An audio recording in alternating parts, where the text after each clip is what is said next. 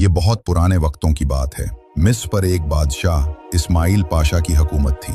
उन दिनों लोगों में एक अजीब बहस छिड़ गई। हर कोई, क्या आम क्या खास, बस एक ही सवाल पूछ रहा था कि जन्नत में कौन जाएगा, यहूदी, ईसाई या मुसलमान। ये बहस इतनी बड़ी कि एक फितना बन गई। जब ये बात बादशाह इस्माइल पाशा तक पहुंची तो उसने इस मसले को हमेशा के लिए हल करने का सोचा।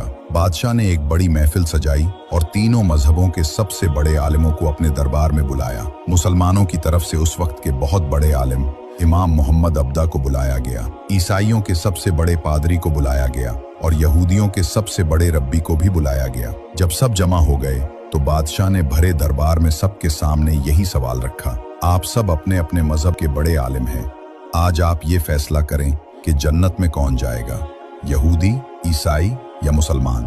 सब एक दूसरे को देखने लगे। मुसलमानों की तरफ से इमाम मोहम्मद अब्दा खड़े हुए। उन्होंने बादशाह से बात करने की इजाजत ली और ऐसा जबरदस्त और समझदारी भरा जवाब दिया कि महफिल में बैठे सब लोग, खास तौर पर वो ईसाई पादरी और यहूदी, बिल्कुल खामोश हो गए।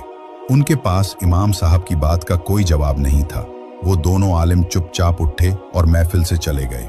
इमाम साहब का जवाब था ही इतना शानदार, उसमें अक्ल भी थी, अदब भी था और गहरी हिकमत भी थी। उनका जवाब सुनकर बादशाह इस्माइल पाशा समेत तमाम मुसलमान खुश हो गए और मुस्कुराने लगे। उस दिन के बाद ये बहस हमेशा के लिए खत्म हो गई। वो जवाब क्या था? इमाम मोहम्मद अब्दा ने फरमाया, बादशाह सलामत, बात बहुत आसान है। पहली बात, अगर यहूदी जन्नत में गए तो हम मुसलमान भी उनके साथ ही जन्नत में जाएंगे, क्योंकि हम उनके नबी हजरत मूसा अलैहिस्सलाम पर पक्का ईमान रखते हैं। दूसरी बात, अगर ईसाई जन्नत में गए तो हम मुसलमान भी उनके साथ जाएंगे, क्योंकि हम उनके नबी हजरत ईसा अलैहिस्सलाम पर भी पक्का ईमान रखते हैं। तीसरी और आखिरी बात, लेकिन अगर मुसलमान जन्नत में गए तो हम अल्लाह की रहमत से अकेले ही जन्नत में जाएंगे।